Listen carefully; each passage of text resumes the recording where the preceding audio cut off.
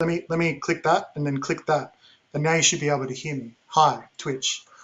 Hello, fam. Lots of people already in the chat room whose names I recognize, which is really sweet. Can you please, before we get started, if you're hanging out, if you're here, let me know in the chat how the sound is, how the video is, and if we're good to go. Looks like we're doing okay in terms of sound. If you want to let me know, that'd be great. Thank you, Ridajamat and Kolum. Hello, Ziggy. Hello, Jordan. Hello, Wendy. It's great. It's great to see you guys here. Thanks for joining us. So I've told Heidi and Kyle to be quiet while we get started.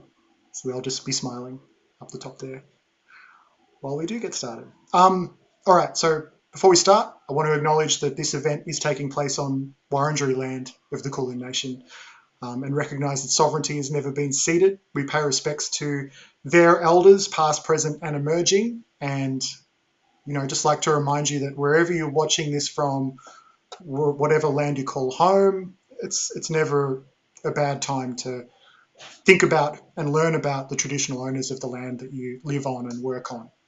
So we always start by paying our respects there. So wherever you are in the world or around Australia, welcome. We do this about every month, these sessions. Who am I?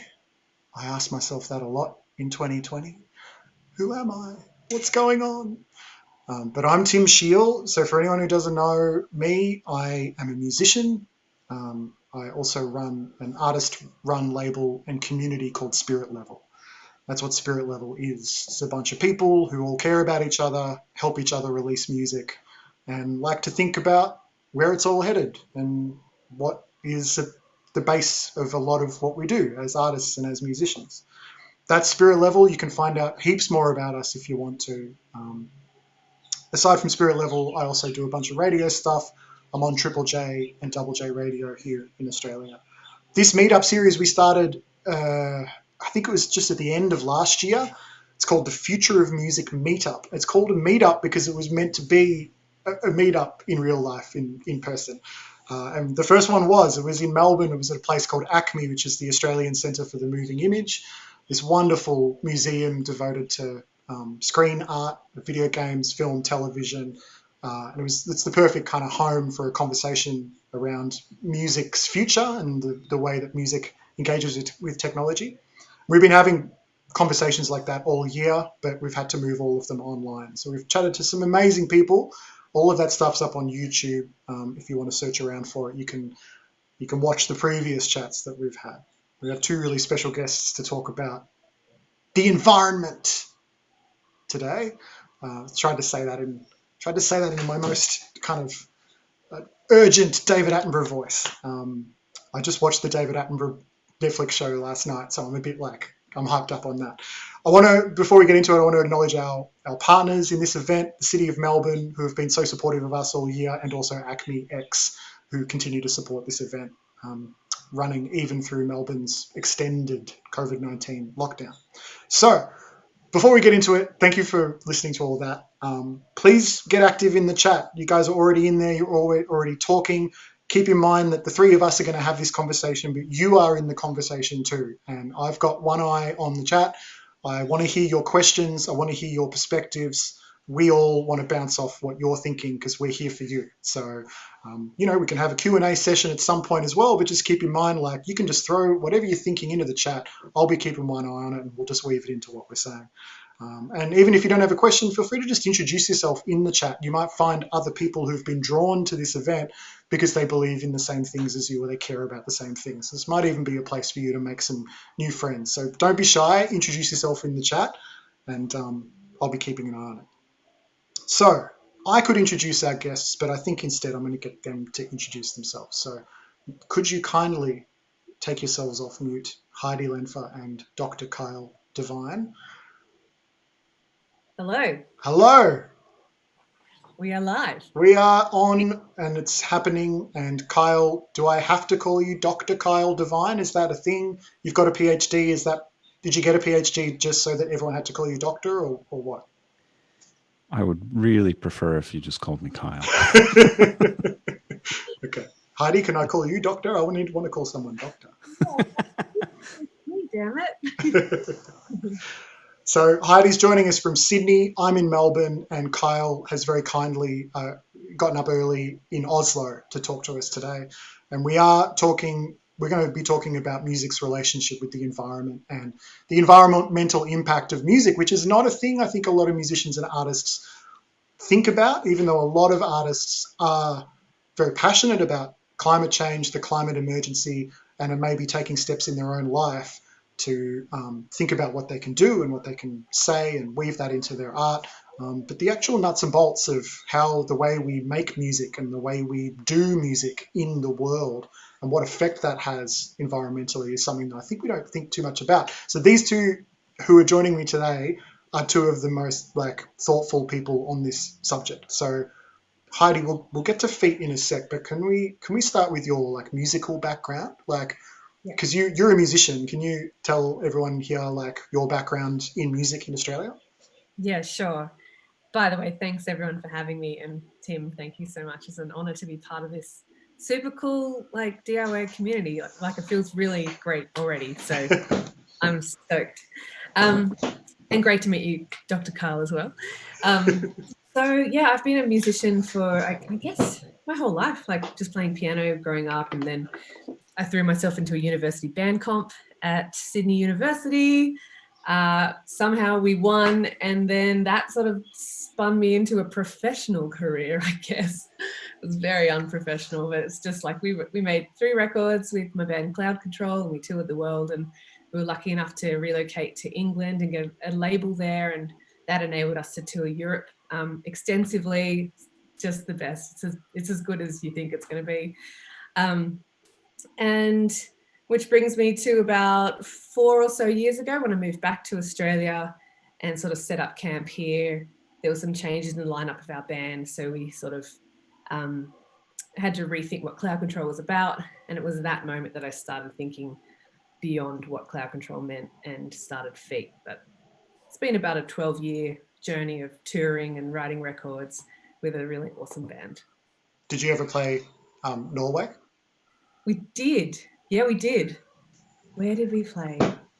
We played an island. We took a 17th century replica ship. We put all our gear on it to get to this small island. The name is going to escape me now. What is the name of that festival? Does it ring any bells, Kyle? Have you been there? Robin was headlining, and oh my gosh, it'll hit me. We've got 2 hours. I'll come back. Yeah, we have played Norway, and I loved it. Yeah, fantastic. Cool. Well, yeah, you just hinted at it, but you've kind of in the last few years you've been working on this project Feet, which we'll get into because that's why you're here. But Cloud Control, by the way, if anyone in the chat happens to not be from Australia or has not listened to a Cloud Control record, please go and do that after we finish because Cloud Control are amazing. Okay, thank you, Heidi. Kyle Devine. So you're not Norwegian, I don't think, but you are in Oslo currently. Yeah, I am not Norwegian. I am in Oslo currently. So you are an academic and a music researcher. Can you explain a little bit your journey of how you got into specifically that? How did you end up where you are now, and exactly what is your role at which uni are you at? I'm at the University of Oslo. Yeah. Okay. And I work in the Department of Musicology here. So what's your journey to kind of getting there? What's my journey to getting there? Oh, well, I'm from Canada originally. And I did a bunch of university, probably too much for, most people. And I got a job here is really the short version of the story. I bounced back and forth between Canada and the UK for several years, and I've been here since 2015.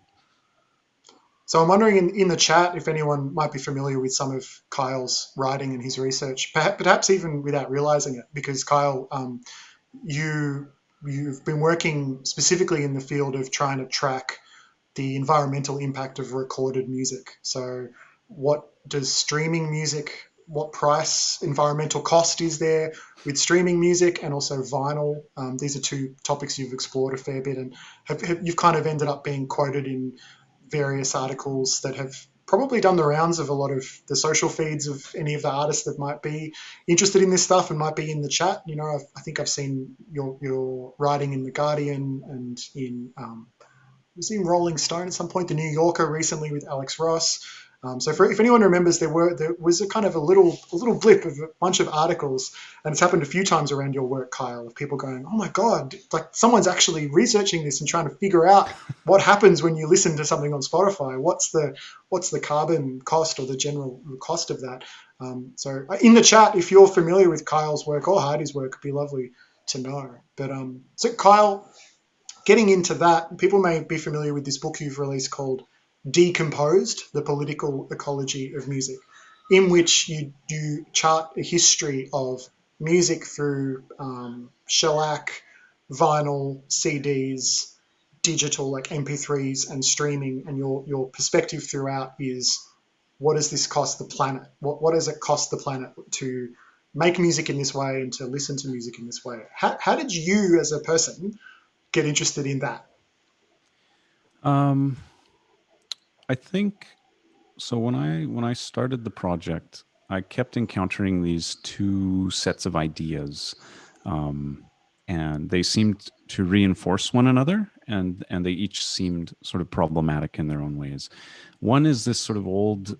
It's an idea that's sort of everywhere, but it is an old philosophical idea, which is that music is the most immaterial of the arts. And I kept bumping into that idea, and then at the same time, coming across this idea that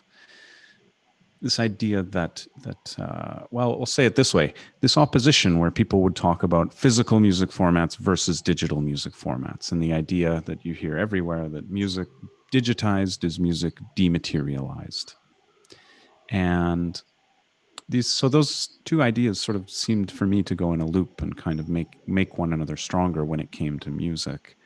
And around that same time, there was a fair bit of research coming out about e-waste and server farms and things like that. So I was familiar enough with that to know immediately that there was that digital files are physical things. And so this, while I totally understand the convenience of saying physical versus digital music or physical versus digital media, it actually doesn't describe anything about the reality of what's going on, except for the fact that when people listen to music digitally, they feel a sense of loss, but there's still a huge international wired up infrastructure to get digital files to your computer, and you still need all of these headphones and wires and computers and phones and all of these things. So I started to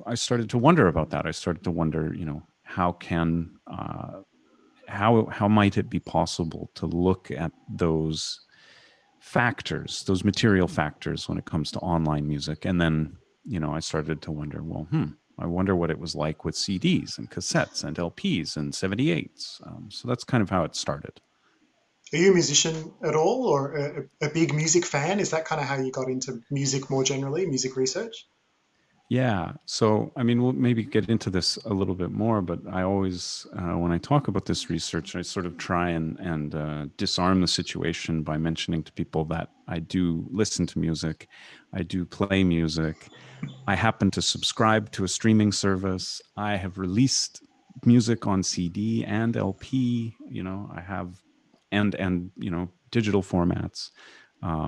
So I'm a part of this, and I want to figure out the issues as an insider, not as somebody from the outside who wants to sort of come in and shake a finger at musicians and poo-poo what's going on here. Yeah, I think like that applies outside of music as well, with so much things just in contemporary society and the way that we all live. Like it's almost impossible to extricate yourself from all of these systems that we're inside of. That doesn't prevent you from analyzing them and trying to form a position about them and try and think about how you might want to act in the future. But at the end of the day, yeah, I've got I have a Spotify account. I drive a car. There's lots of things that I do.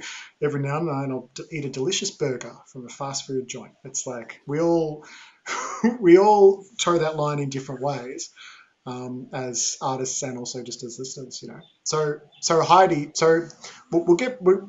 I'm going to be going back and forth between both of you because I feel like you've kind of been on parallel journeys. Feel free to jump in on each other at any time because it feels like, Kyle, you've been interrogating the environmental impact of recorded music, whereas Heidi, the work you've been doing with feet is more around touring and the impact of touring. And so you sort of mentioned it was even during maybe the touring with Cloud Control that you started to think a little bit about the environmental impact of that? Yeah, definitely. I mean, releasing our second record was really the moment when I realized that just how much I needed to be on a plane to do any of the amount of promotion that was required. Yeah. So we're sort of on and off a plane for 2 or 3 years.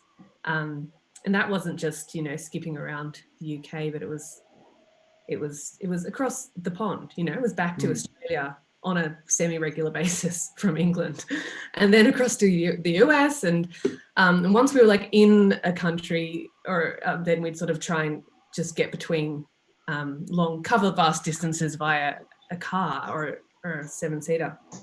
But the inescapable reality of just you're a professional traveler when you're an artist, and that clearly comes with environmental costs that I wasn't willing to do the work on understanding for most of the time I was doing it.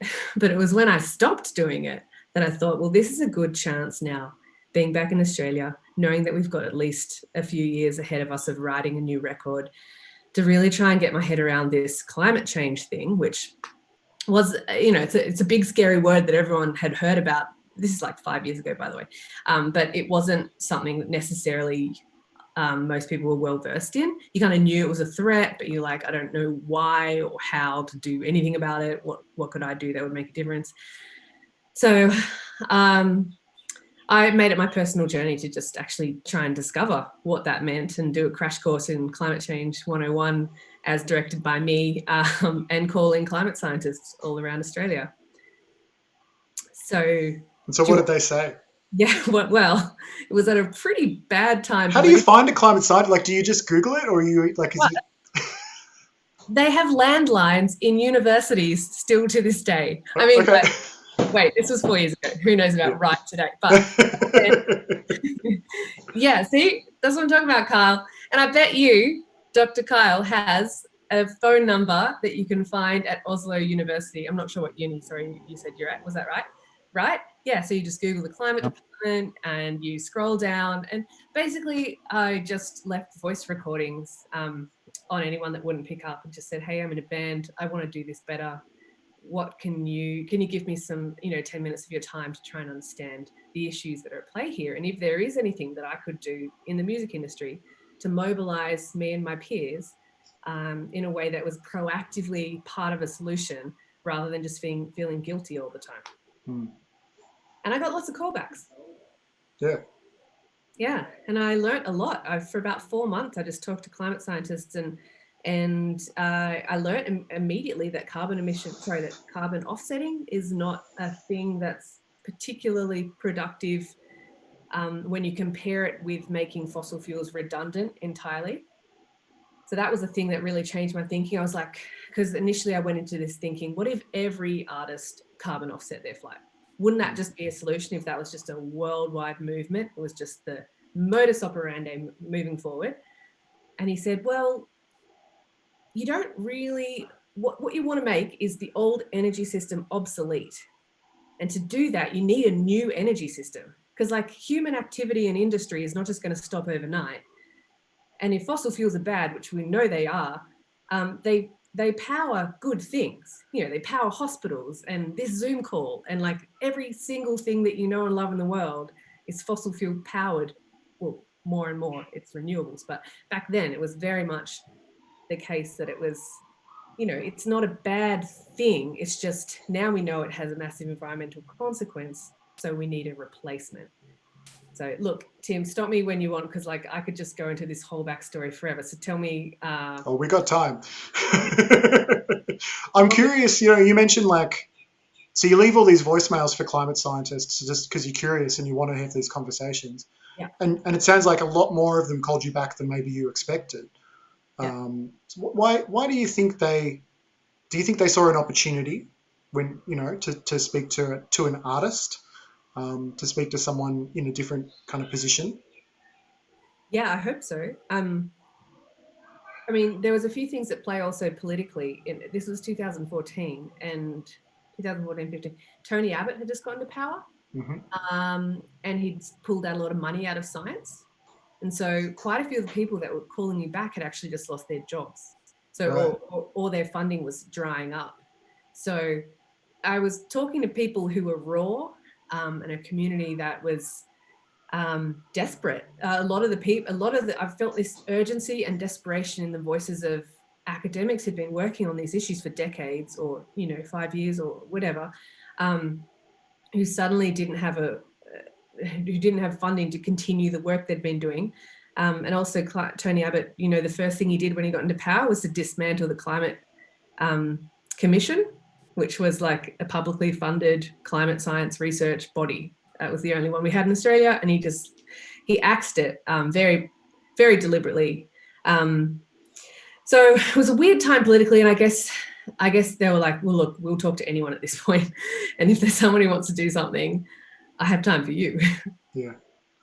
So then, so tell us what feet is, because I know that that's where this story lands, is eventually you deciding to make feet into a thing, which I'm sure is a story in itself. But before we get into that, maybe can you just describe, for assuming that, I know we were running some videos just before we chatted, so that some people might have seen and started to get a bit of an impression, or there's been a lot of great coverage about your project over the last few years as well. But maybe can you, assuming zero understanding of feet, can you tell us what it is?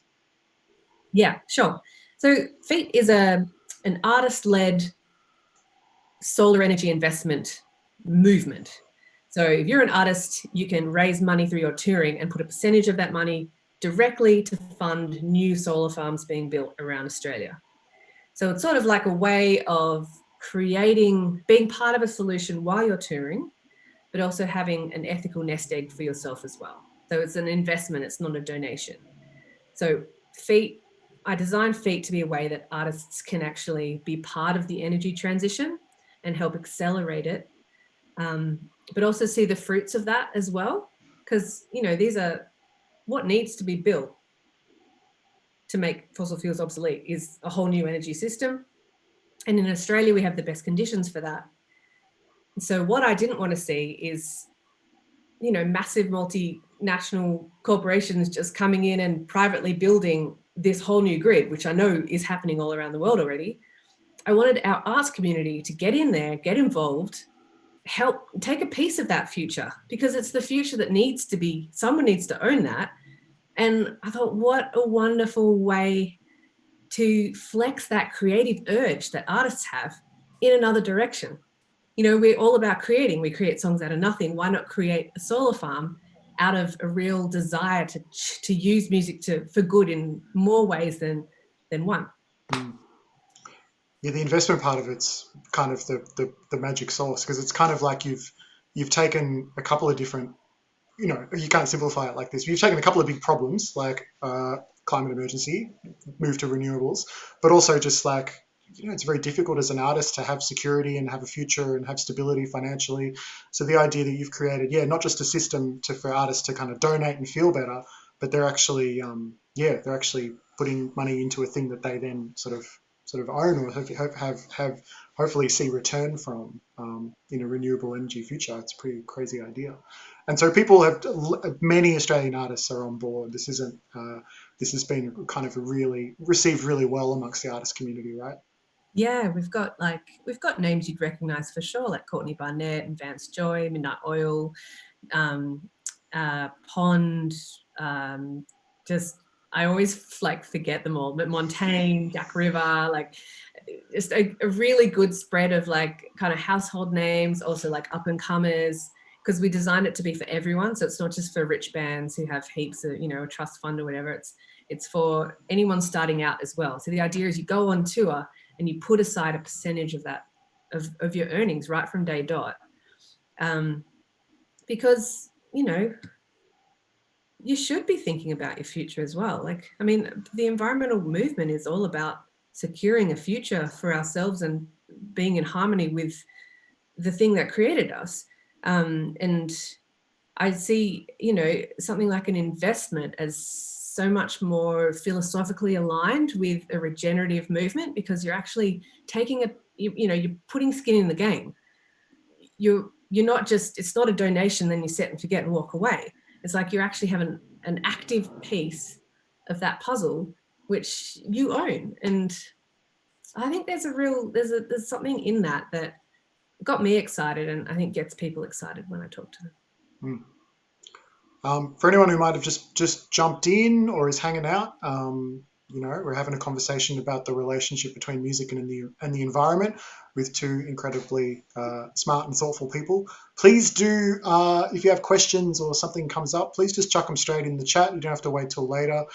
Just throw your questions in and we'll just weave them into the conversation. But it's great to see you guys here hanging out. Feel free to get involved, be part of the conversation as it's happening live. So Kyle, like, I don't want to put you on the spot, but had you heard of Feet before? You know, this I hit you up about this event. Like, what do you make of the project? I hadn't heard of it before, honestly. Well, I mean, you put us in touch and started talking about the event. But I think it sounds really great and really interesting. You know, and there are more and more of these kinds of initiatives, especially around live music. There are several organizations throughout.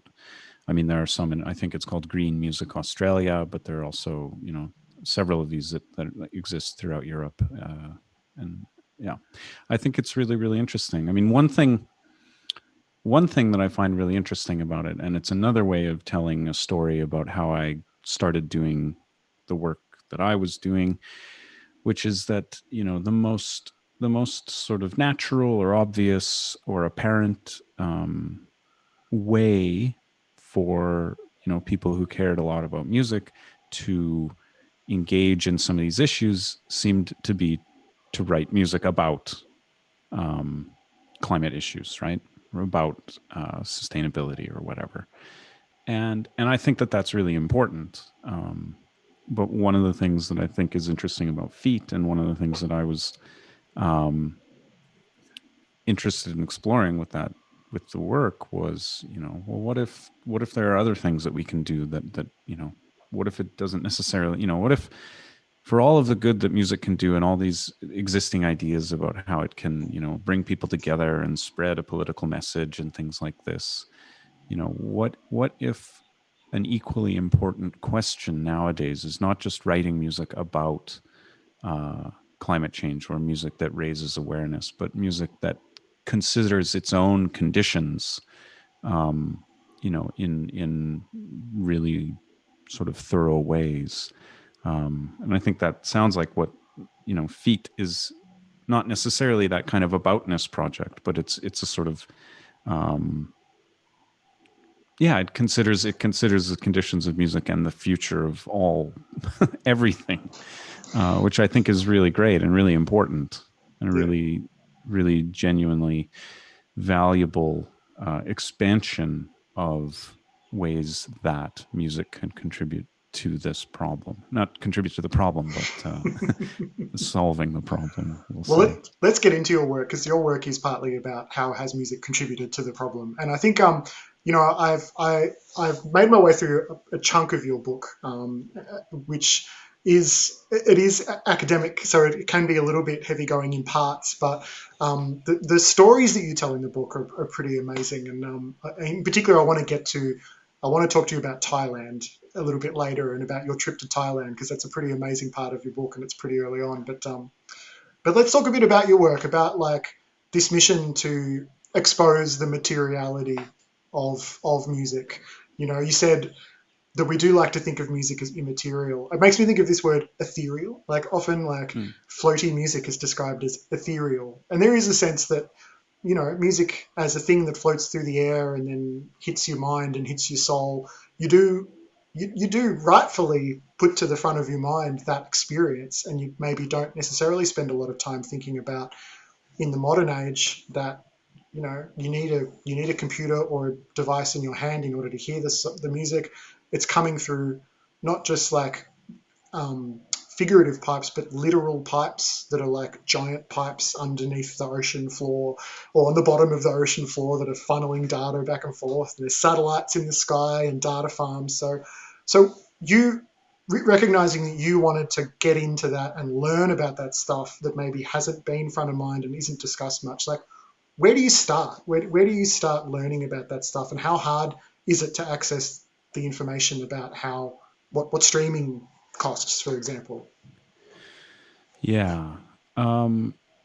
So the way that the book proceeds, and I guess a sort of one way of describing the history of recorded music is in terms of three main phases.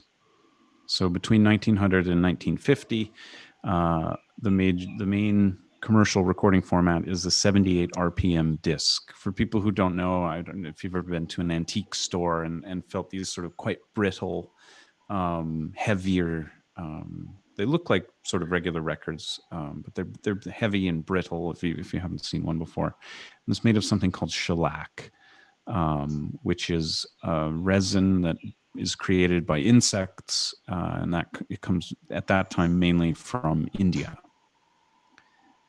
Then from 1950 to 2000, all the major commercial recording formats are made of plastic. So there's LPs, 45s, cassettes, and CDs. They're all made of different kinds of plastic, but they are all made of plastic.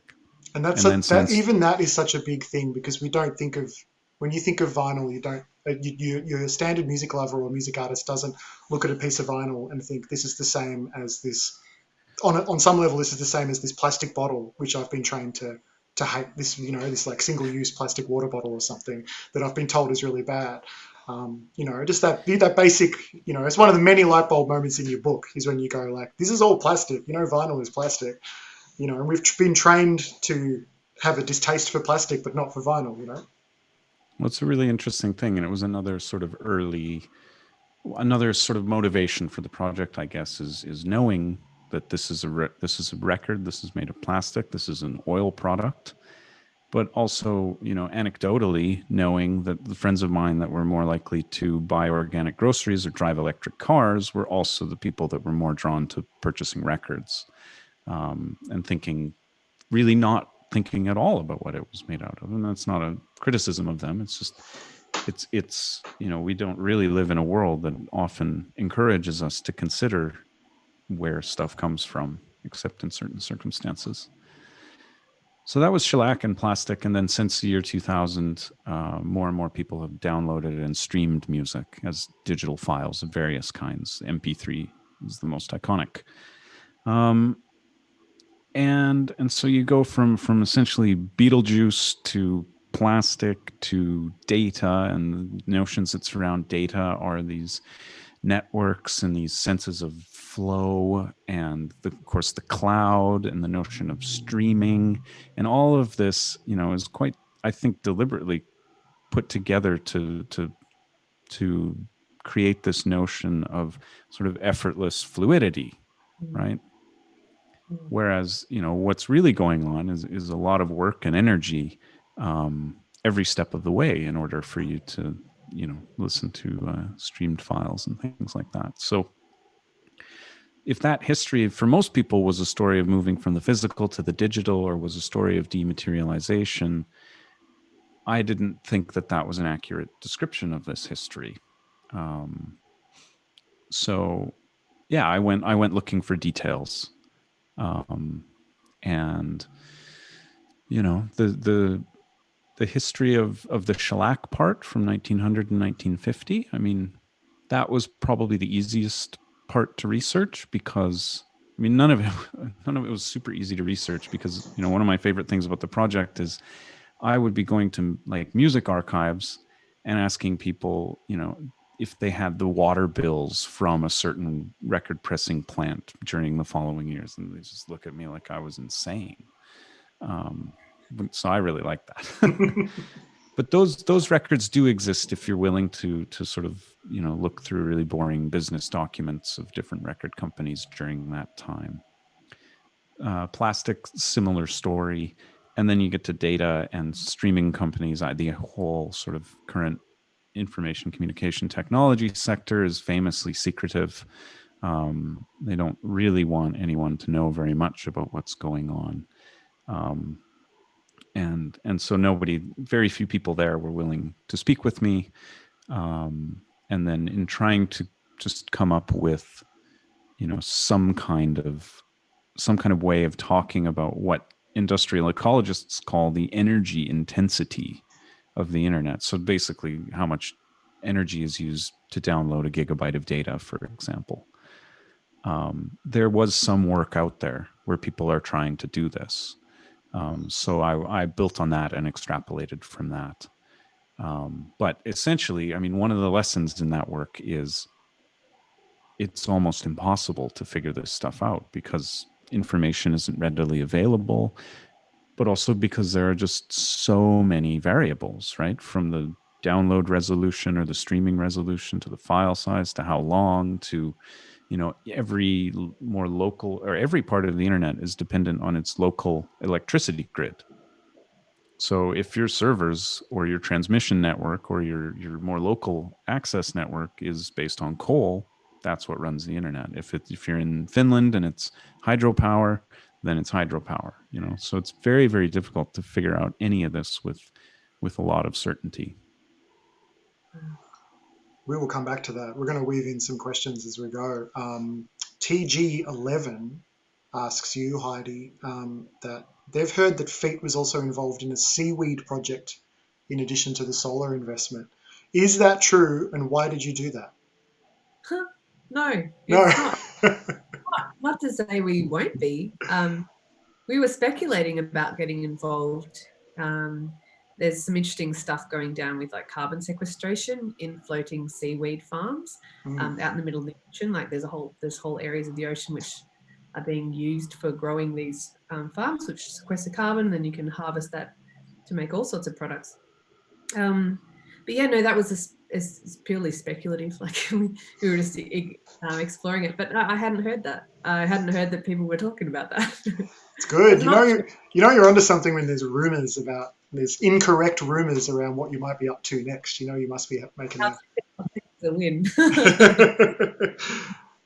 So the solar farms, Heidi, that you're investing in are physical places. Where are they located, and how often do you visit? Do you find yourself going out there every now and then just to walk around and feel good about it? Lockdown, we haven't been. Makes it a bit harder. Yes. Okay. No, I was there a couple of times last year. So the key one that we've seen built since we launched, so back in June till now, June 2019, so over a year ago, is in Yarranlee, which for those Australians listening, if you know Toowoomba, it's about 45 minutes drive from Toowoomba in southwest rural Queensland. So it's a solar farm that's 80 hectares. It's about the size of two big ovals next to each other. And it's now fully built, and it's powerful enough to power 11,000 homes. So it sort of just pumps power into the grid and that gets distributed everywhere, but it has enough capacity to power that many homes every year for the next 30 years. Yeah, amazing. I remember something you said to me, Heidi, the first time we spoke about FEET, which was maybe a year or two ago on the radio. And I remember you saying, this goes back to what you were saying when you were cold calling these climate scientists. And I remember you saying something about that you were trying to ask them at the time, what can I do or what should I do? And you obviously learned about carbon offsetting versus investing in renewables. But I remember you telling me that one of the things that maybe just one of the climate scientists said to you was to do with the fact that as an artist and as a musician and as like a cultural leader, that the best thing you can do is just simply talk about it. Like, to what extent is, like, FEET is a real thing having a real difference, but to what extent is it also just a chance for these conversations to be had. You know, like the fact Heidi, that it's you doing it from Heidi from Cloud Control versus just someone else means maybe that it gets kind of talked about and discussed and spoken about a bit more. Is that something you're kind of conscious of with the project? Yeah. Oh, definitely. Yeah. Quite aware of switching the channel, like changing the channel. You know, that idea of if someone's yelling in one area and it's not working, then if you just kind of change to a different medium and try something new, then I was aware that there's a bit of a culture war in Australia going on at high political levels, and the coal lobbies having a say, and then the newspapers owned by the conservative governments, or blah blah blah. And I was just like, I just really wanted to step out of that melee and just have real conversations with my friends who are in bands who actually really, our opinions matter as much as every other voting constituent in Australia. And if we're all feeling bad about this, and if there are solutions out there that can be accelerated and explored and scaled, then why don't we have the right to have our voices part of this conversation? And how could that change the conversation? What would it mean to have Vance Joy on daytime television talking about his investment in a solar farm? It hadn't been done. So I was really interested. I mean, I was intrigued and curious as much as anything to try and build a platform around that energy that already existed in my networks. And not just, and I'm talking about energy that's not just in the camp of greenies, people who are potentially self-identify as being really ecologically friendly or minded or whatever, that, because you don't need, everyone should be an environmentalist. Like, anyone who cares about being alive and wants the future, wants to see humanity continue, is an environmentalist, sort of. Like, it's just these terms that I think divide you. So I wanted to build a platform that didn't need to be, I wanted to be mainstream. I didn't want it to be like a green initiative that didn't get much traction and that people would point to me like, oh, that's the kind of thing that those bands XYZ that I know are greeny kind of bands will be part of, but no one else. I wanted it just to be like, it's the default way of being alive, to care about the planet and the future of the planet. So I've gone off topic. Where was No such thing. No such thing.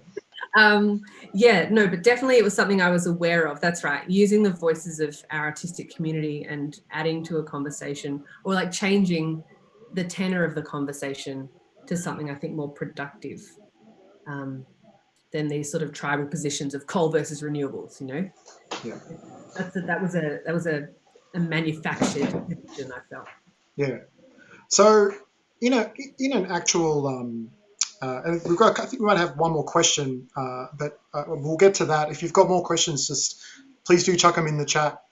We're keeping one eye on the chat, and would love to have more of your thoughts thrown in. That'd be amazing. But Heidi, so I'm really curious. Just looping back on the story again of starting Feet, and you've done the works. You've spoken with climate scientists. You're obviously undergoing this whole personal process of educating yourself about what can you do, what should you do. So when you get Feet cooked up as an idea, who do you need? Like, who do you go to actually get it set up? Because I guess I'm just thinking in my mind, imagine I'm listening to you speak and I'm really inspired, and I'm inspired to maybe get involved with Feet and learn more about that, but I'm also inspired to go on my own journey as an artist, and alongside my music, come up with some great idea that's action that's going to lead to impact. Where do you go next? Like, once you've got that idea, how do you turn it into a real thing? Well,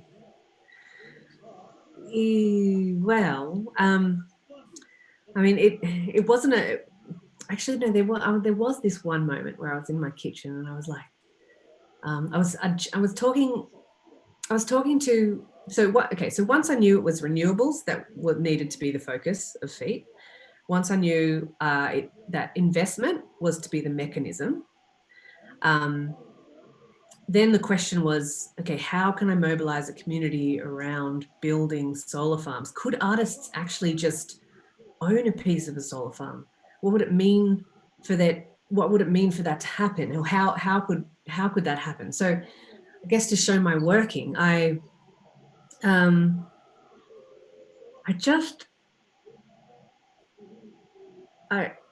was constantly meeting with people.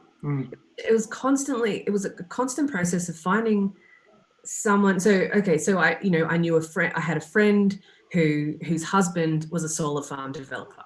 So I was like, Jody, I need to talk to Chris. I just want to ask him everything about solar farms over a beer. Can I do that?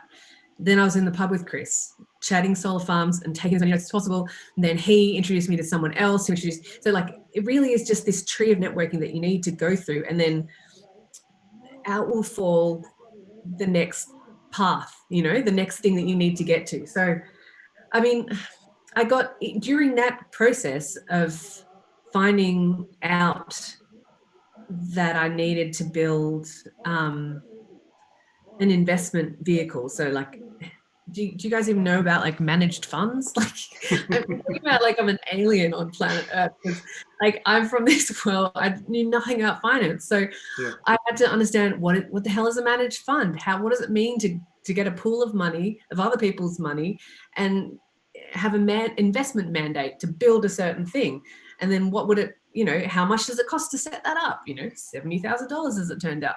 So there's all these things that I need to talk to impact investment professionals, and so it really was just a self-driven university in impact investing, solar farm development, and climate science. Then I had all the network already from being an artist for 12 years. So I mean, that's a key thing.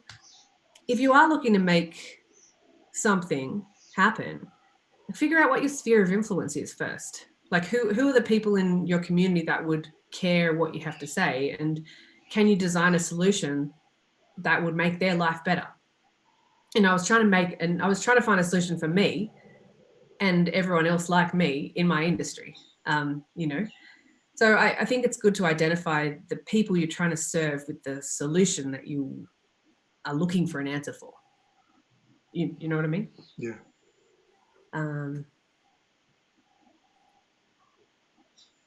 Yeah. like Kyle, were you like when you were? I mean, I remember earlier on you were talking about disarming people in the room that you were talking to by saying, "Oh, don't worry, I'm a musician." Were you coming up against this sense of like you being a bit of a wet blanket or something? Like you're the guy in the room who's saying that oh no, now vinyl's off limits. Like what the hell? Like can't I do anything right? Was there that thing you were up against? There was exactly that. That's exactly the thing, right? People going, oh my gosh, first I had to think about, where I put my garbage. And now I have to think about my light bulbs. And then I had to consider the kind of fuel I've used, the kind of engine my car has. And now music too, right? There's sort of people throwing their hands in the air and going, what is the matter with you? Like, why are you doing this? Why? And I understand something about that reaction, of course. And people also saying like music, like what, go home. Why are you here? Music is not the same kind of problem as the concrete industry or, car culture or, name a million other things. In the grand scheme of things, music's contribution to the problems that we're facing is really a drop in a bucket. But, I never thought that was a very good argument for ignoring the fact that music does contribute to these issues that we're facing, and that it is wrapped up in the same sorts of habits of thought and industrial sort of systems that most of the rest of the world is also wrapped up in. So yeah, I definitely have had that reaction, and on the one hand, people can sort of think, why are you trying to ruin a good thing? On the other hand, another reaction that people have is, okay, if it is bad, what they want from me are recommendations, right? What they want to know is which streaming service is the best one, environmentally speaking, right? Which format is the best format, environmentally speaking? And I resist answering those questions because each format comes with upsides and downsides, right? And it's actually not just the technology of a certain format that contributes to its environmental weight, or its environmental contributes to its contribution. But you see what I mean? It's how people use that format, right? So if some of the research in the book suggests that, despite this seeming, what the book sort of suggests is that despite the fact that the musical world, the recording world, uses tons and tons, literally tons and tons and tons less plastic than it did during the plastic era, now that we download and stream music, if you convert certain things to carbon emissions and take into account the amount of carbon, the amount of energy that is required to run the internet, the carbon emissions of the recording industry can actually be higher now than during the plastic era. Now, sometimes people who love vinyl go, aha, vinyl is better than streaming. I knew it, right? But that's not the point, because as a one-to-one comparison, to stream to stream an album versus to buy and listen to a record, there's no comparison. There's way, way, way, way less energy to stream an album. But the issue is not just that people listen in the same way that they did in the 70s or the 80s, right? It's that people now expect, all the music in the world, all the memory space in the world all the time, right? And it's that shift in culture, which is, a development of a culture that has existed for a long time, that is the problem as much as anything else. So yeah, it's also the case that, when people are asking, which streaming service should I use or which format should I use, one of the reasons I resist answering that is also because I think that the notions of personal responsibility and guilt that exist in a lot of these things are actually a part of the problem, which, sounds on the surface like it may be an excuse to not care or not, involve oneself in, charting a kind of ethical path through the world. But I don't think it is that. I think it gets really tricky when we are expected ourselves to sort of solve these problems. And when we feel good, like if we had a little streaming meter in the corner, that was telling us, oh, you're using this much energy while you're streaming your Spotify, I think that would actually be really dangerous and problematic, because it would give people the sense that they were contributing, and it would also sort of make them self-surveil. And historically, what happens when the notion of guilt and responsibility is shifted onto individuals, what happens is the people that are producing products and waste and building and growing, they just keep doing that more and more. That's the story of recycling, believe it or not, right? Is it shifted this sort of sense of guilt and responsibility onto people, and had them, sorting their trash and feeling like they were making a difference, but then going on consuming while people can go on producing and growing and growing and growing. So that's why I think that individual responsibility or individual guilt is quite tricky in all of this. I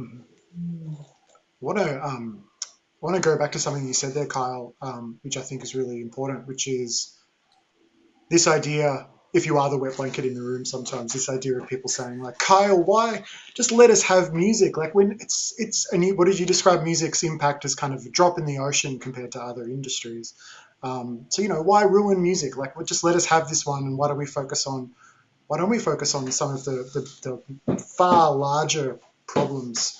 And I think that's a sentiment that you could apply outside of environmental impact. You can look at the other systems, other economic and political systems that music inhabits and intersects with, and that, why waste your time trying to analyze that and fix that and work on that when there's such bigger problems in the world? But I'm curious what you both think about this. Like, I'm starting to come to the idea that music as a cultural form, not necessarily as an industry, actually has a very unique opportunity to make change that is more in the sense of education and in the sense of advocacy, rather than simply on a numbers level. Like, hey, if we all find a way to sustainably tour and listen to music, we're going to fix climate change. Like, that's obviously not true. But as musicians and as artists, sometimes it feels like we're uniquely positioned to lead by example and to be leaders in culture, which, again, comes with its own pressure, and not every artist even wants to do that or cares about doing that. But this is why I kind of feel like it's actually really important that someone like you, Kyle, for example, is interrogating this stuff and exposing it and starting conversations about it, because, you'll never have I bet you the concrete industry is not having a Zoom call trying to figure this out right now. Do you know what I mean? Like, and Vance Joy might turn up on Australian television to talk about solar energy, but no one in the concrete industry is going to do that. So there is something unique about music being able to, and artists specifically, being able to take a potentially a leading role. And I'm sure, like, my lack of specific knowledge will fail me here, but I'm sure there's countless examples in the past of music and musicians leading cultural change. So many. I mean, just like apartheid. Steve, is it Beaker, I think was his name. He really like popularized the Black consciousness movement in like the 70s and 80s in South Africa in a way that really made Black people band together and see themselves as beautiful. His catchcry was like, Black is beautiful. And, how are we expected to be liberated if we don't see ourselves as worth liberating? And in the end, he was killed by the police.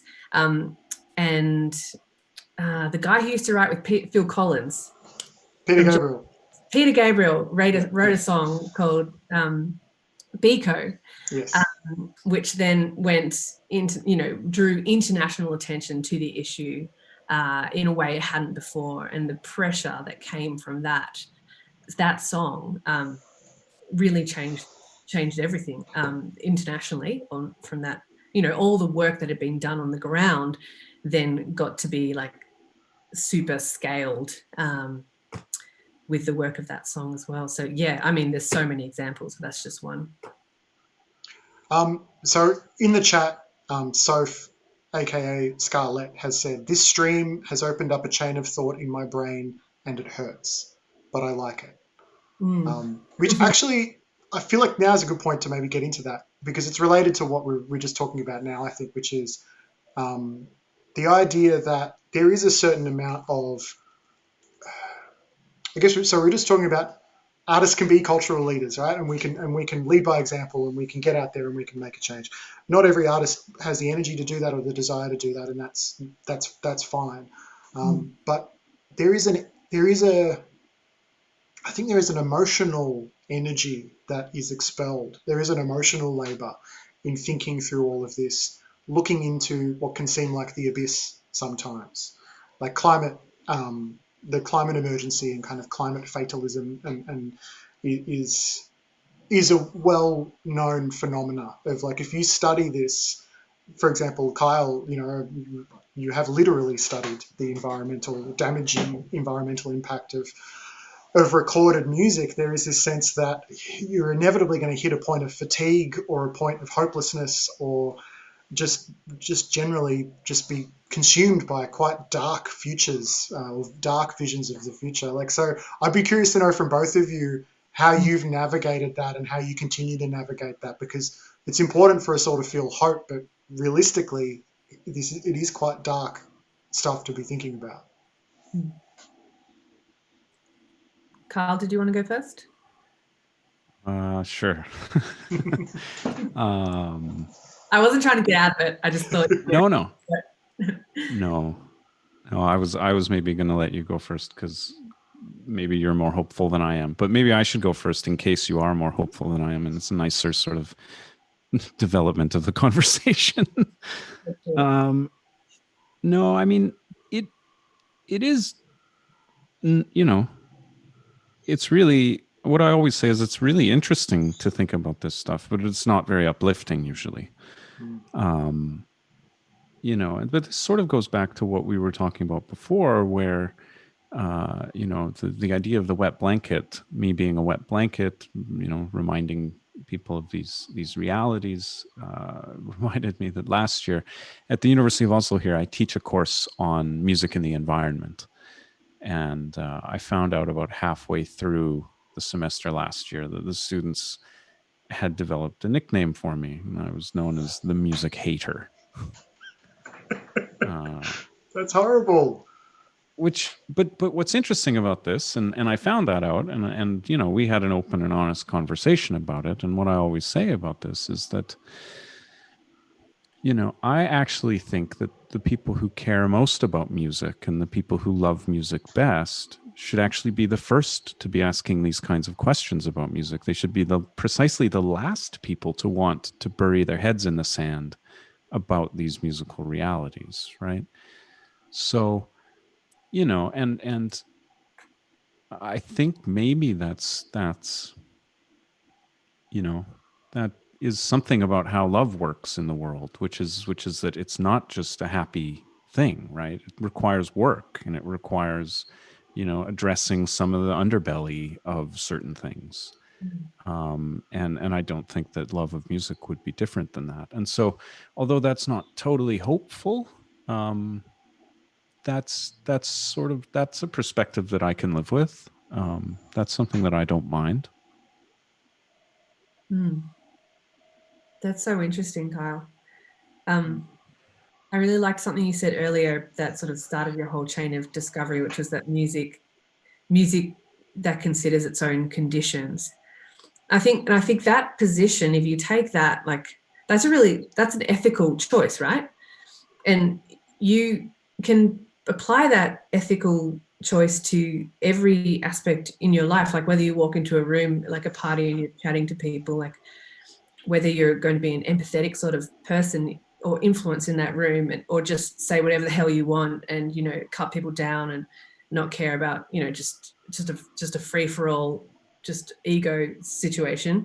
Or if you consider how you're interacting with the other beings around you, it's sort of like basically what you and I are trying to do is do that at a large scale in the industries that we care about.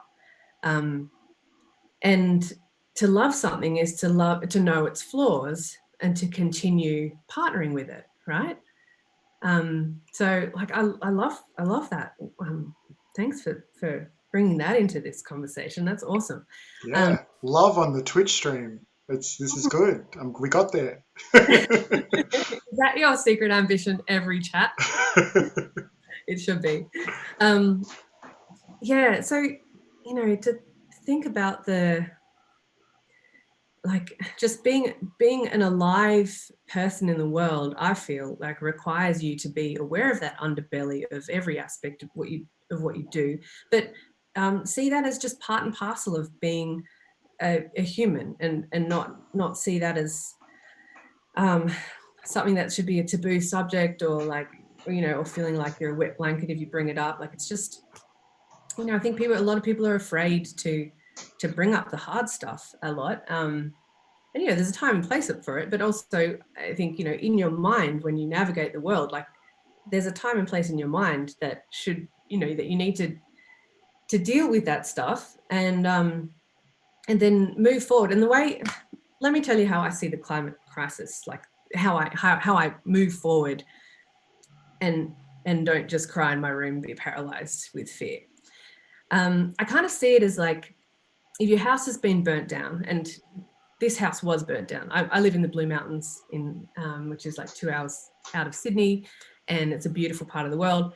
But 6 years ago, a fire came through and 200 houses in this street burnt down, including this family home. And so this is my partner's family home. So what I saw his family do was like, okay, we don't have a house. It's the most devastating thing in the world because your whole past is erased in the matter of hours. But you need to rebuild that house but mourn at the same time. So there was just a flurry of activity for the next 3 years where I was just in awe of them just moving forward, clearing the rubble, salvaging the stone, engaging an architect, like all the way while, you know, bursting into tears from time to time, triggered by a little trinket they found or whatever. Like I really see that as an apt analogy for how we all need to move forward with the urgency that the climate crisis requires of us, and fully acknowledging that mourning can happen alongside action. Because the fact is, as soon as you acquaint yourself with the facts and the actual extinction of other animals that we also have triggered, 78% of the world's animals have been wiped off this planet since the 70s. Like, that's an extraordinary amount of animals. The fact that scientists give us a 10-year window in which to really dramatically reduce our carbon emissions if we're at any hope of limiting warming to a point that's going to be livable. Like 10 years, that's just, that's a blink of the eye. So we've just got heaps of work to do. So I don't think we've really just got to be building that house along and mourning in and around that, but it can't paralyze us.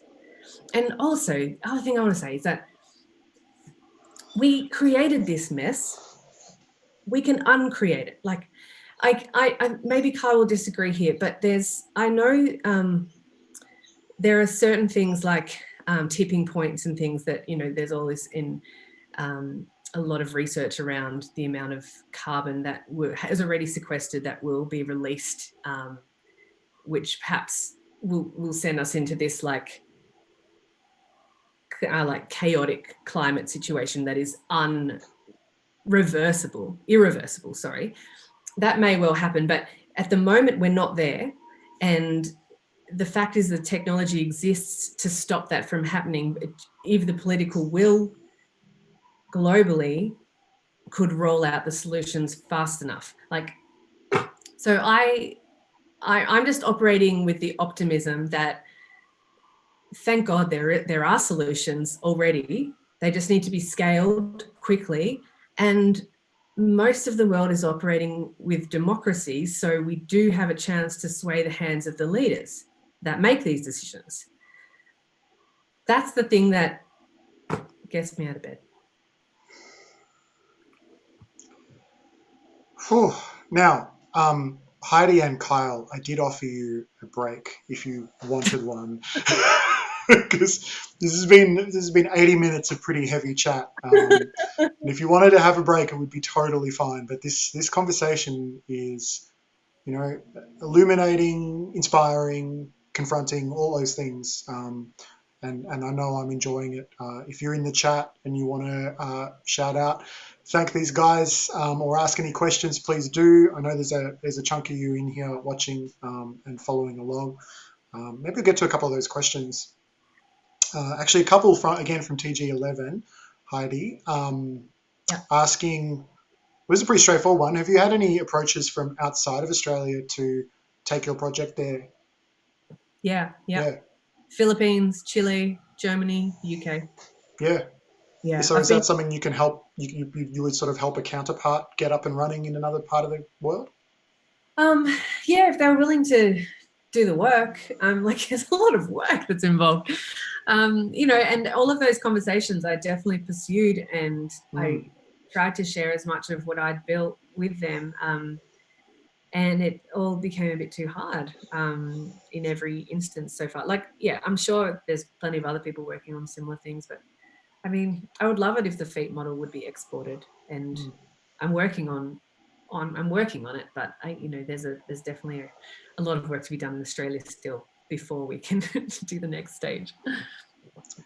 Someone also asked Kyle, whether, because based in Oslo, based in Europe, whether you had any examples of things maybe similar to feet where artists are taking the initiative and doing some really just interesting new ideas. Is there anything that comes to mind in Norway or around Europe that you've got your eye on at the moment?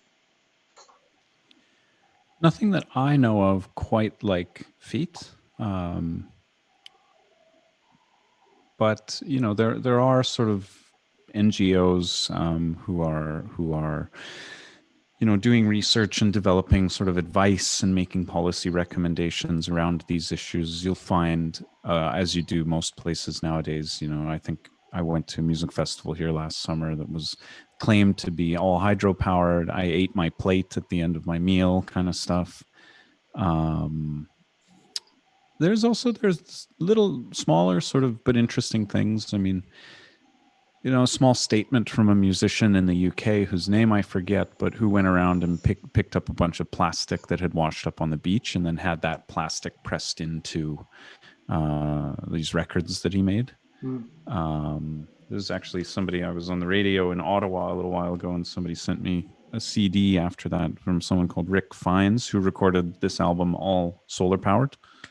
I'm not plugging the album. It just happens to be shout sitting on out my Rick desk. Fiennes. Rick Fiennes. Watch those streams skyrocket. Rick Fiennes. Yeah. Watch out. It's the spirit level. It's the Kyle Devine bump. There's also, I think, was it in Sweden or somewhere in Norway here, where somebody did a wind-powered concert. So they did it in a windmill. And used all wind energy for that. So those I think are different kinds of initiatives, but yeah, no, the feet thing seems quite unique and interesting. I really appreciated what Heidi was saying about democracy being a reason to get out of bed in the morning, because I do think it is on that level that these changes need to be made. But I was thinking about a couple of things in all of this conversation, if that's okay. Different. One is the tendency to speak of environmental issues as carbon issues, when all of this history of recording that I've been looking at, is on the one hand about environmental issues, but those environmental issues are always tied to human forms of exploitation. And I really don't think that the two can be separated at all. And in fact, sometimes I myself find myself thinking in carbon terms, right? If we could only solve carbon problems,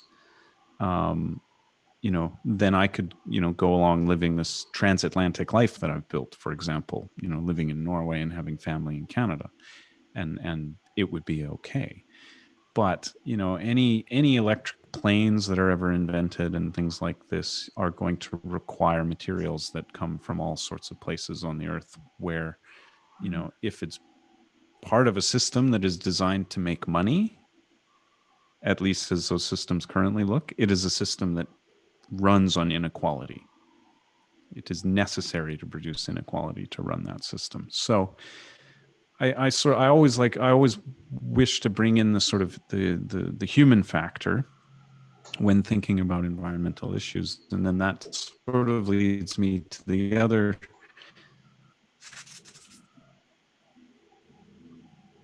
other sort of thought or whatever I have about this is that a lot of, and I'll be interested, Heidi, because you have a lot more sort of experience and knowledge on these issues than I do. But one of the things that I read about and am concerned about is this idea that, if we only had the right technological system and if we only roll it out fast enough, we could continue going on living as we've been living, and not just continue that, but continue to grow, right? To continue to grow our cities and our economies and all of these things.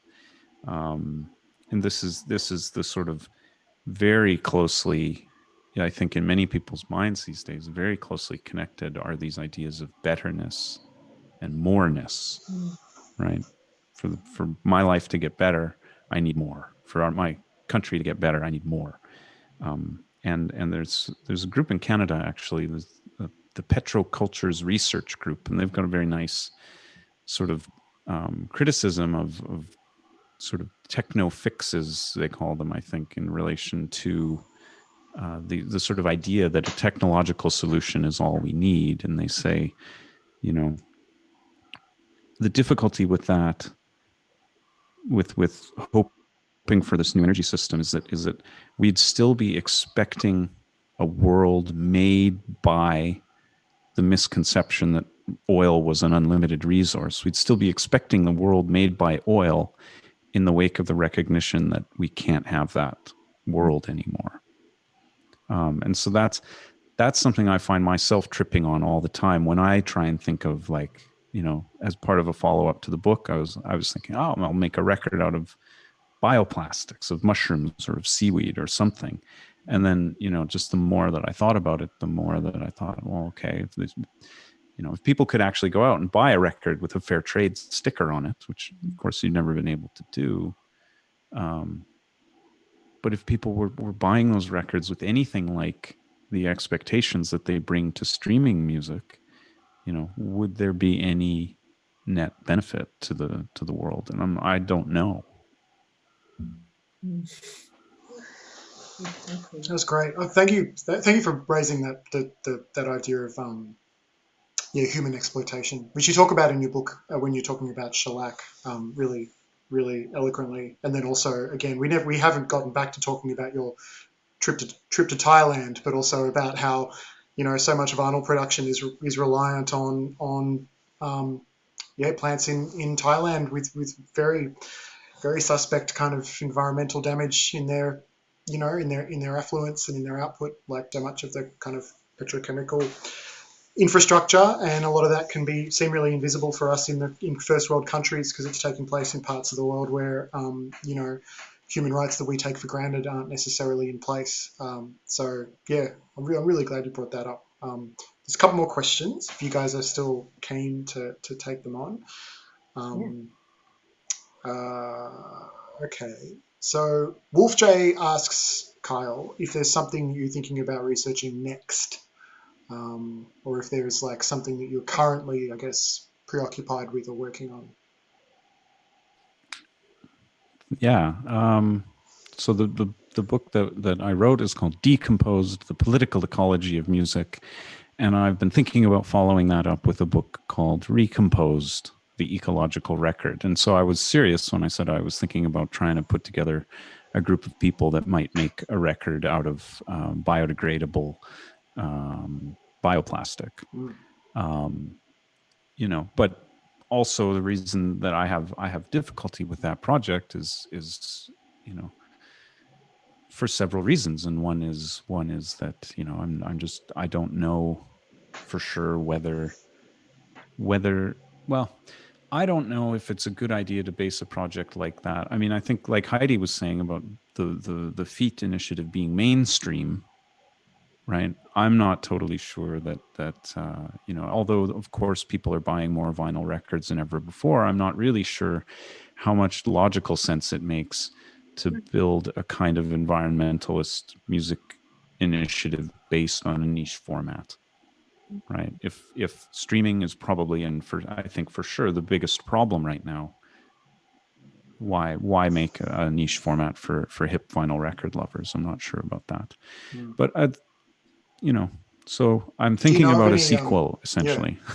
Do you know of any examples of, because look, this is a whole other conversation and one I'm really interested in, but the streaming ecosystem, the way that the majority of us engage with music day to day, is dominated by some key players that we all know.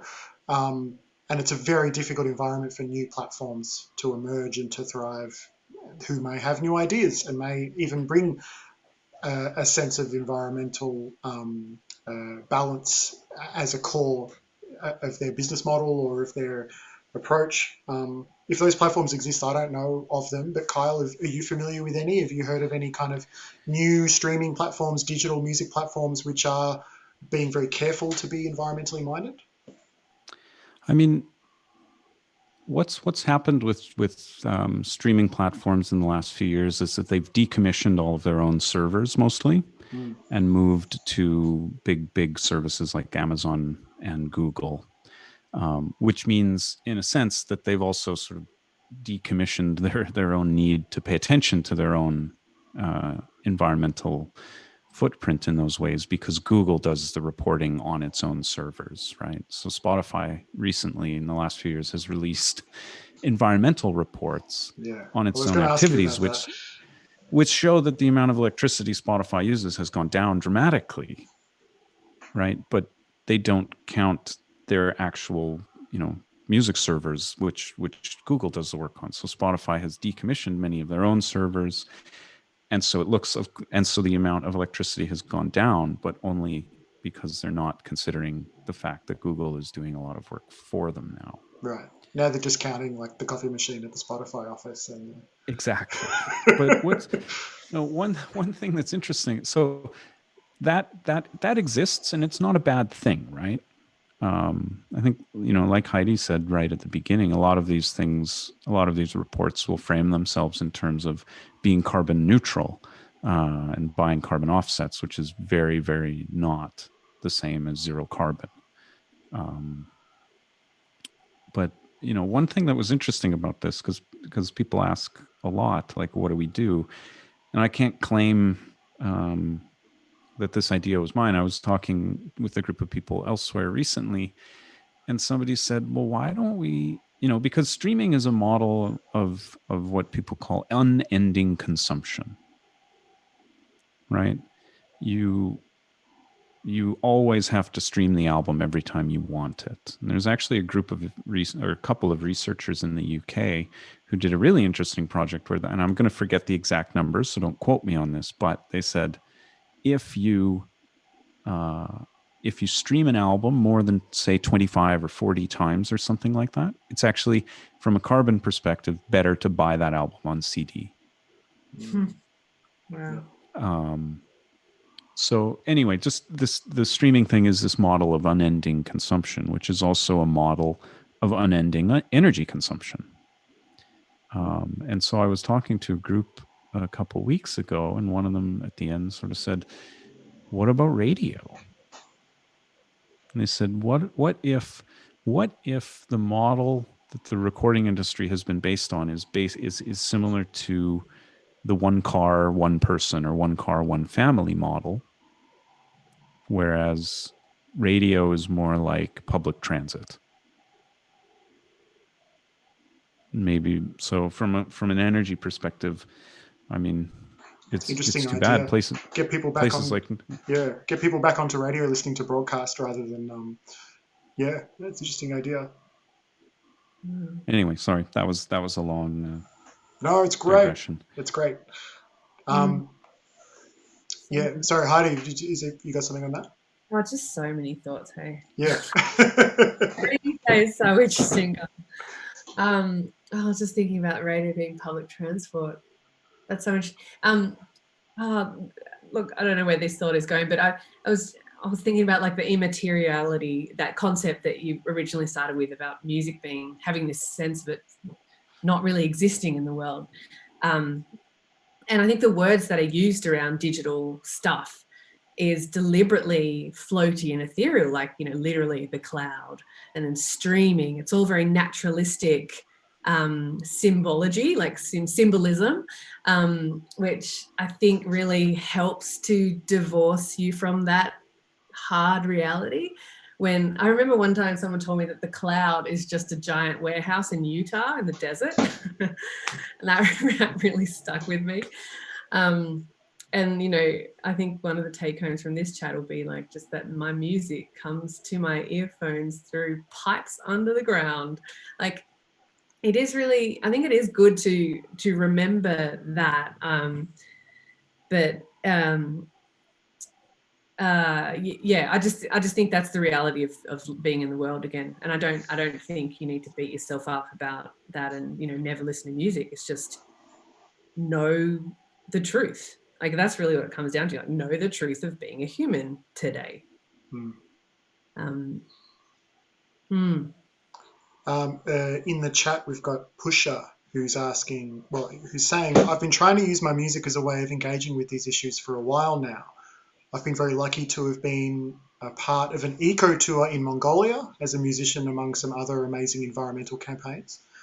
And Pusher would like to ask if there's any group or community that we could join to connect with other musicians who are trying to be a part of the climate movement, which I think is a really interesting question. And I guess, Heidi, like, this question could be Australian or it could be international, but, you know, when you decided, you know what, I'm going to get involved here, I want to do more, and you went through that journey, did you go looking out for groups, support groups of musicians who are already in the space that you could rely on? Did you find any, and can you point us to any now?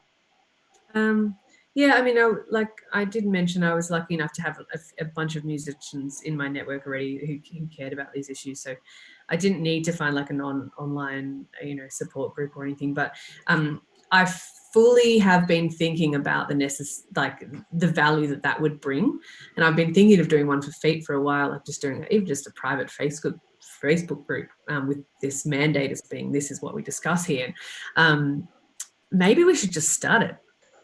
Maybe you can connect us with whoever that lovely person was, and that person and I will start it. But Yeah. no, I mean, like, I'm sure they exist. I just don't. I personally didn't need to join them because I had enough support. Yeah. Pusher, if you're not already in there, feel free to join Spirit Level's Discord server, where we talk about all sorts of things, including this. You know, if Discord is the thing you're doing, Heidi, we can talk about this off the chat, but, you know, Spirit Level started a sort of a private Facebook group maybe 12 months ago or 9 months ago. And even though myself and probably a lot of the people involved with Spirit Level are actively trying to leave Facebook as a platform, nonetheless, the group has been a really, really wonderful resource for artists to kind of lean on each other and share ideas and have these conversations. So it is something there. There is something to that idea of just having spaces where you can feel solidarity with other people who are thinking about the same things and feeling the same things as you. So I wish it wasn't on Facebook, but that's why we're trying to get people into our Discord server. Hopefully that, you know, we'll see what we can do about that. Yeah. And I mean, the value that, I agree with you, touched on it before about just the, you know, artists using their voice to make change, and the value of that as a political action, really. Yeah, I don't think it's necessary for every artist to do that in order to, you know, be a valid artist. I think, you know, just being an artist and creating art is what being an artist is. But I think that what artists do have is that platform that they really can weaponize for good if they chose to, and if they were comfortable doing it. And yeah, anyone who is an artist listening, like, I'd really encourage you to do it, because everyone's as scared as you are. You know, like, anyone who you see who speaks out and they're like, oh, you know, Montaigne's so good at talking about those issues, or whoever it is you idolize as being that activist voice who you wish you could be, they're scared as, you know, as much as you are. And they just sort of started practicing slowly, and you could be in that space. You know, you could be talking like that in a year's time if you just sort of flex that muscle, if that's where you want to go, bearing in mind my previous caveat where you don't need to do that if you're an artist to be a good artist in the world, you know.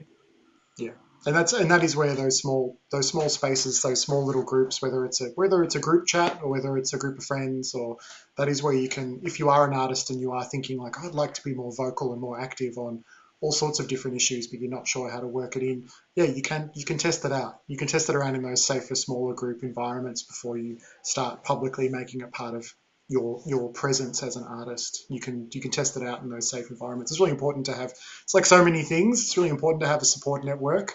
as an artist, and it's quite easy to not have a support network with the way that music is kind of structured these days, and the way that artists are kind of told to behave and told to interact with various platforms and pathways of being an artist. It's the narrative of doing it all on your own, and being fiercely independent and being siloed off is a hard narrative to break down. But finding your people, so much of the time it comes back to finding your people, doesn't it? 100%. Yep. We're getting back to love. I love it. Thank you. Thank you, Soph, who has just posted a Discord invite in the chat. So anyone who does want to jump into Spirit Levels Discord, we will see, or I will see you in there. Well, guys, this has been epic, and I want to thank you both. I'll pause for a couple of minutes just in case there's any closing questions that come through in the chat, but yeah, really appreciate this conversation. I feel like we probably could talk for hours, and I think we all will individually talk for hours with the people in our networks, and it's obvious that the two of you in particular, are going to be working in this field and having these conversations for many, many years to come. What are you guys working on at the moment? Heidi, what are you working on at the moment? In the middle of COVID, like what's Feet kind of been thinking about as touring's kind of wound down? Yeah, we've been figuring out a way to broaden out what Feet's doing to ticket buyers. So people that go to concerts. We were contacted quite a lot by people who weren't artists when Feet launched to say if there was something that they could do to help us or to be involved in the Feet mission. And so I'm listening to those people now that I've got a chance. So COVID really gave me a chance to figure out what Feet 2.0 can look like. So, the Feet OG is going great guns. We've got 7 million in the pot now, and it's, just funding all of those solar farms that we've talked about, and we'll just keep doing that, the more money that comes in there. But along the companion piece to that, I think I can't talk about it because it's not launched yet, but I'm definitely building that, and we're hoping to launch it next year. But it's basically about getting anyone that goes to see live music and loves live music and wants to support artists, but also believes in the Feet mission. It gives them a way to actually become part of the story and accelerating the rollout of renewables in Australia. So I guess stay tuned for that. Of course. Always. And Kyle, a day in Oslo begins. Tuesday begins in Oslo. We'll be teaching today. Is class in session? Not teaching today. Nope. I woke up to snowy Oslo today, so it's the first snow of our winter season up here, which has been terrible. Beautiful. Well, it always feels, I feel like in Australia I'm always envious of anywhere that's snowing, no matter how horrible it is, because it seems so foreign and weird. But enjoy the snow, Kyle. Guys, thank you. In the chat, if you guys want to thank Heidi and Kyle, mash your keyboards, throw some emojis in.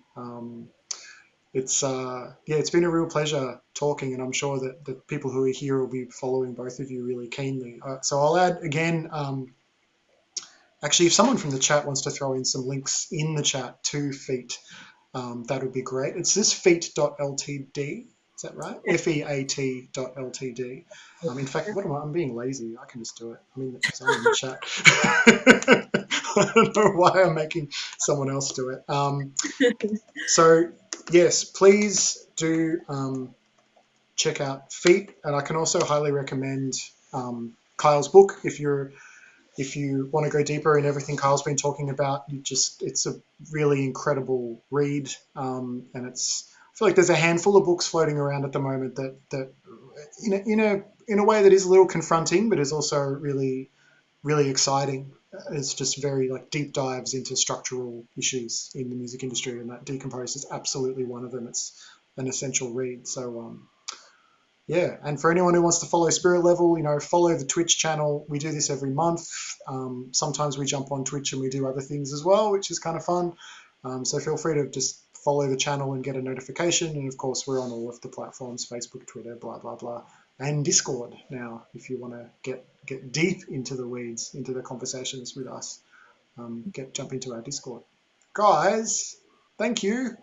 I loved this chat so much, Tim. Oh, yeah. Me too. Me too. Yeah, I think you can come out of this stuff energized. I think it, and I do. So thank you both for that. I hope so. Yeah, and great to meet you, Kyle. It was awesome. Thanks for all the Yeah, work. no, you too. You too. I find myself in Australia from time to time, so and I just generally like to keep in touch about all of this and see how things are going. So, but maybe one day we'll meet in person.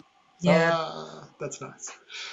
All right. Lots of lovely words in the chat too, by the way, guys. So people are very appreciative of your words and the conversation. So thank you on behalf of them, because I know you're not looking at the chat. So yeah. Well, thanks to all them for their comments and questions and for coming. Fantastic. Yeah, really get it. All right, I'm going to end the chat now. Thank you very much, Spirit Level friends. We will see you next time. We'll see you around soon.